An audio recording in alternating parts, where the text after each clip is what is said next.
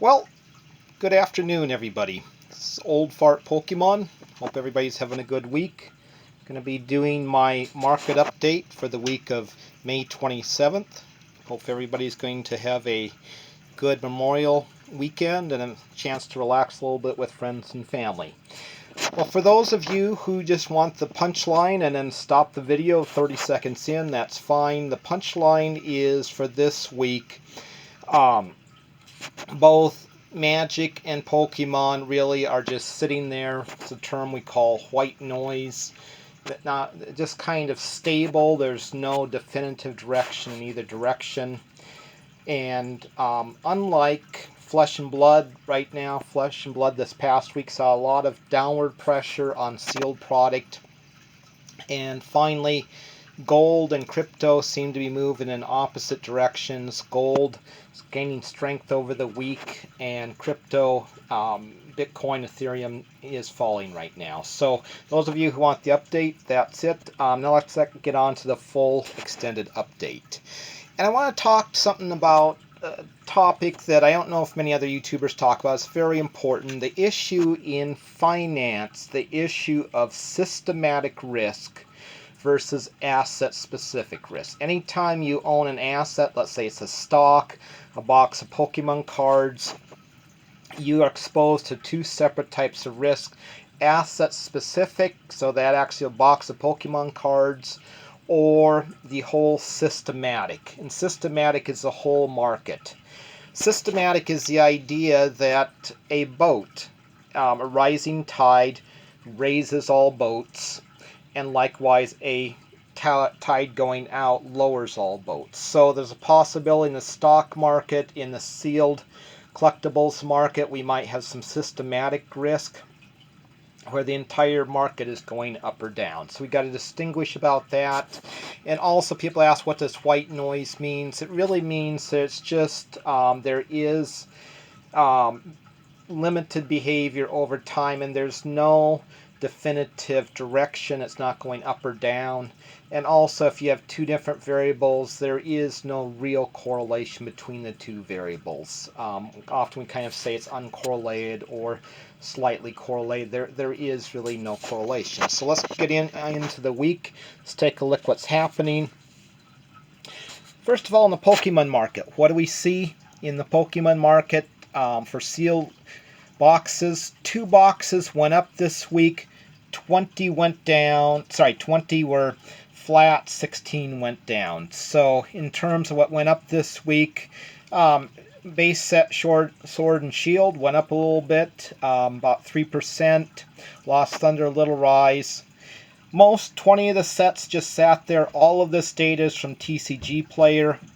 Finally, we have 16 sets that fell slightly in price, and often I'd say, you know what, if it's less than 1%, or you may even say 2%, if it's less than 2%, I consider it just white noise. Just kind of the daily routine. Some people are putting boxes on, some are selling, some boxes are being sold, so some are coming on the market, some are going off, but just a very slight. I'm not saying any. A lot of people are saying Pokemon is crashing. No, I absolutely do not see that. Get down to what's really been kind of dropping the most lately, and really not to be expected, is the XY. Ancient Origins, Furious Fist, Breakpoint, all of these tend to be dropping this past week. I think as people are realizing the boom, the rise is over, so a few people are putting their boxes on the market. So we're seeing a slight downtick in the XY box. Other than that, the market seems to be quite stable. Going to switch now to Flesh and Blood, and let's talk about Flesh and Blood. This is important. Flesh and Blood, in 2019, so it's basically a little over a year old, year and a half old now. What do we see? It came out, it was quiet for quite a while, and all of a sudden people realized, hey, this is legit, and everybody got in.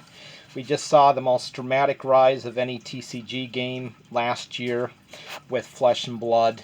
And now they're really, I think what's happening with the market is saying, okay, how much of the market is actually just all speculators, scalpers buying it, trying to flip it, and how much is actually people playing the game and loving the game.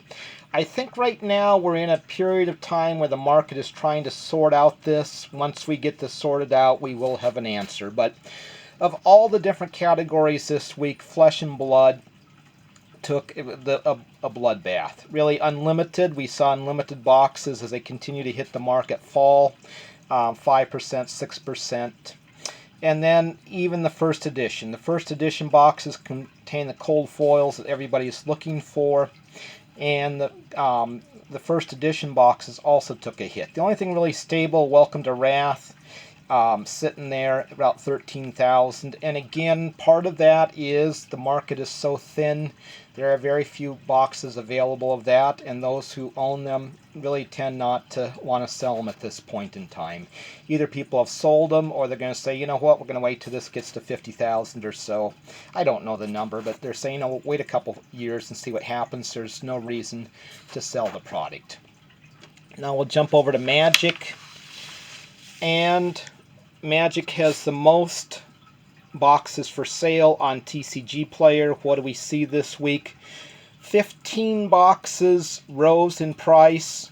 61 just sat there, did absolutely nothing. And 31 fell in price. And I try and move the camera slowly so you can see this. You can actually look at the numbers. 15 rose. I had to smile unhinged. One of those kind of, what do we call that? It's kind of a spoof, if you want to call that a spoof set, but people enjoy it, and surprisingly went up the most. World Wake, Magic 2014 went up significantly. The rest of them, slight rise. Again, when you're getting down to 2%, I don't consider that much of a real gain. It's really just kind of market noise. Then, what do we have? We have 61 sets, all just sat there. No change for this week. The vast majority of the sets just sat there for this week. And then finally, 31 sets dropped in price this week. This is the sealed boxes. And again, if you're under 1%, I don't really consider that much of a movement. What were the biggest losers this week? Coming down to Jumpstart. And I think some of the stores are clearing out Jumpstart as we get moving forward. Modern Horizons 2 is going to be a big player. Betrayers of Kamigawa. I don't know if some boxes hit the market, and Alara Reborn took the biggest hit. But seeing some downward pressure, and it could be just people rearranging their portfolio, putting some boxes on. Remember, 15 years ago, these were all $90 boxes. So, some people say, let's say Alara Reborn, you know what, instead of $1,100, I'll take $900. Clear it out and get some capital to make some new investments. Also, from the website Dawn Glare, I like Dawn Glare. So this is kind of the expected value in a booster box. So if I buy a booster box, the actual cards inside the set of the booster box, are they going up or are they going down in value? And we see really almost a near split. 57 have gone up this week. And again, the vast majority of the 57 cards within this set, we're looking at less than 2%, so I just call this market noise. And all the way down to Aether Revolt. 52 sets fell in value. The cards within the set had some fall in price. So again, I consider this to be a healthy market. I'm not panicking. The prices are not. Some people are saying Magic, the Modern, is booming. Other people saying it's slowing down. Magic, people get into other card games. I see really a healthy market. So we're coming out of the COVID hibernation, getting people starting to play again. Demand for specific cards. Specific cards are in demand, as a lot of people are making their commander decks. And this is normal, and this is healthy. Again, in terms of both Pokemon, Magic the Gathering, I'm not seeing much systematic risk at this point in time. It's mostly just simply asset specific.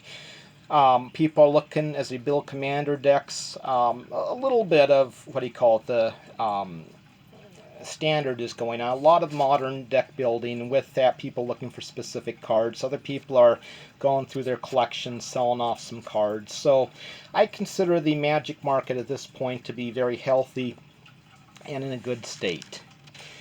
Then we'll move to finally our, I'm going to call it currencies, but kind of giving you a picture, the broader picture. Gold moving up this week, slowly but surely, as the government continues a stimulus. People are getting a little concerned about inflation, and often we use gold as a hedge against inflation. Bitcoin, Ethereum, your cryptos, we're seeing some fall. Actually, looks like Ethereum is starting to come back. And finally, you say, well, what is the US dollar? This is really the inflation rate each month.